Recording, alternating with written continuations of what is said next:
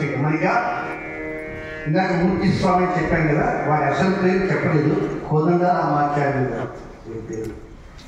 ఇకపోతే ఈ పక్కన ఉన్నటువంటి వారిని కూడా ఒకసారి పరిచయం చేస్తాను. పాణ్యం శ్రీనివాస శర్మ గారు దాదాపుగా 5 ఎకరాల్లో వారు ఒక పెద్ద గోశాలను మెయింటైన్ చేస్తున్నారు.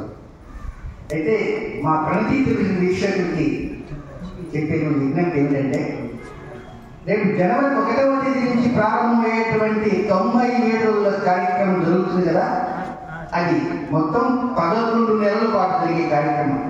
మార్గశిరం, పుష్యం, మాఘం, పాల్గొనం, చైత్రం, వైశాఖం, జ్యేష్టం, ఆషాఢం, శ్రావణం, భాద్రపదం, ఆశ్వీజ అమావాస్య, దీపావళి అమావాస్యతోటి 11 నెలలు 97 రోజుల పాటు జరుగుతుంది.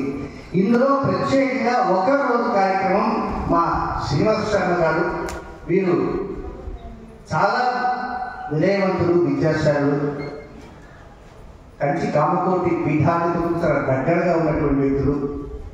అలాగే శృంగేరి శారదాపీఠ భారతీ తీర్థ స్వామి వారు కూడా అత్యంత దగ్గరగా ఉన్నటువంటి వారు.